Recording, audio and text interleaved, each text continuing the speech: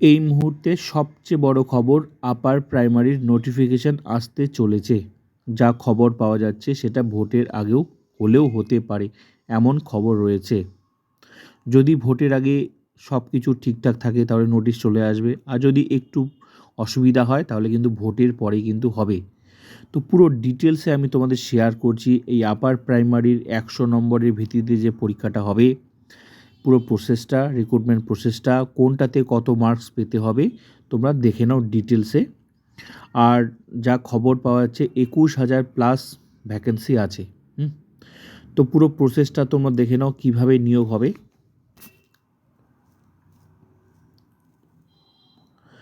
Notification coming soon.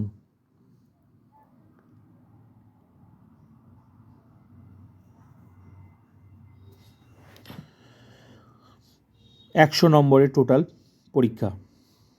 তার মধ্যে যদি তোমার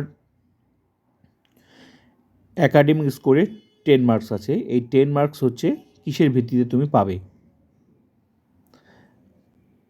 10 মার্ক কিসের ভিত্তিতে? যদি তোমার 60% গ্র্যাজুয়েশনে প্লাস অ্যাভাব থাকে তাহলে তুমি 10 মার্কস পাবে।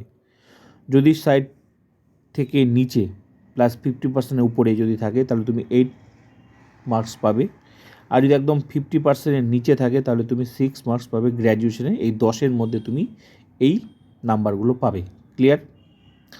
তাহলে 10 অ্যাকাডেমিক স্কোর টোটাল তোমার 10 হচ্ছে। 10-এর মধ্যে এবার তোমার কত পার্সেন্টেজ আছে গ্র্যাজুয়েশনে তুমি সেটা দেখে নেবে। তাহলে তুমি বুঝতে পারবে তোমার এই 100 নম্বরের ভিত্তিতে অ্যাকাডেমিক স্কোরে তোমার টোটাল কত হচ্ছে। ক্লিয়ার হয়ে গেল?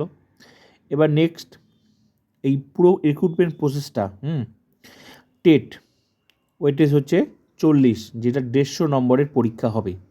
ওই 150 নম্বরের ভিত্তিতে পরীক্ষা যেটা হবে সেখানে কিন্তু তোমার ধরা হবে, যদি 150-তে 150 পাও তাহলে তোমার 40 ধরা হবে। ক্লিয়ার? 40 ধরা হবে। তাহলে টেটটা ক্লিয়ার হয়ে গেল। এবার হচ্ছে ওএমআর বেস রিটেন এক্সামিনেশান 25, তাহলে ওএমআর বেস রিটেন এক্সামিনেশন যেটা হচ্ছে 25। আর ওরাল ইন্টারভিউ আছে 15 নাম্বারের, কিন্তু ইন্টারভিউ হবে 15 নাম্বারের। 15 নাম্বারের ইন্টারভিউ হবে। তার মধ্যে 5 নাম্বার আছে লেকচার ডেমনস্ট্রেশন, 5 মার্কস। তাহলে টোটাল কত হলো? এদিকে 15 আর এদিকে ডেমো, টোটাল 20। ক্লিয়ার? আর হচ্ছে এদিকে আছে টিচিং এক্সপিরিয়েন্স আছে 5 মার্কস। টিচিং এক্সপিরিয়েন্স আছে 5 মার্কস। তাহলে কত হলো?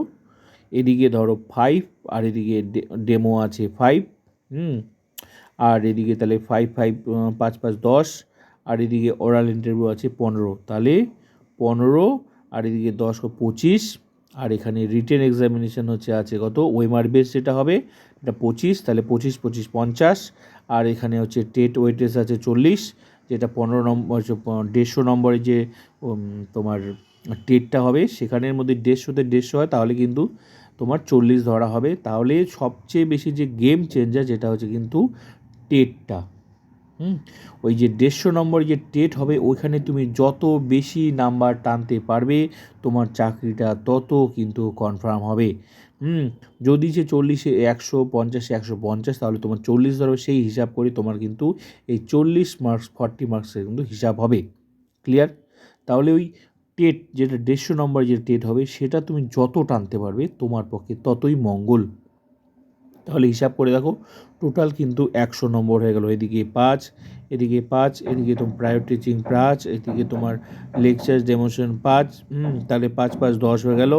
আর এদিকে 15 15 আর 10-এ 25 25 50, আর এদিকে 40 90, আর এদিকে হচ্ছে তোমার ওইদিকে 10 অ্যাকাডেমিক স্কোর 10, টোটাল হচ্ছে 100। এই 100 নম্বরের পুরো রিক্রুটমেন্ট প্রসেসে কিন্তু তুমি সিলেক্ট হবে, মানে তুমি ইমপ্যানেল হবে, মানে তুমি ফাইনাল প্যানেলে বা মেরিট লিস্টে তোমার নাম থাকবে। ক্লিয়ার? খুব তাড়াতাড়ি নোটিফিকেশান আসতে চলেছে, যা খবর পাওয়া যায় খুব তাড়াতাড়ি। এটা ভোটের আগে হলেও হতে পারে, যদি সব কিছু ঠিকঠাক থাকে তো নোটিশ অবশ্যই পেয়ে যাবে। আর যদি কারণ বাকি নিয়োগগুলো চলছে এই সময়। তো যদি একটু প্রবলেম হয় তাহলে কিন্তু ভোটের পরে হলেও হতে পারে, তাই বি পজিটিভ, পজিটিভ থাকো, অবশ্যই চাকরি হবে। এই সিট সংখ্যা বাড়লেও বাড়তে পারে, কারণ এসএসসি কিন্তু নিয়োগ করবে, সরকারও কিন্তু নিয়োগ করবে, ভোটের আগেই হোক বা ভোটের পরে হোক, তাই বি পজিটিভ।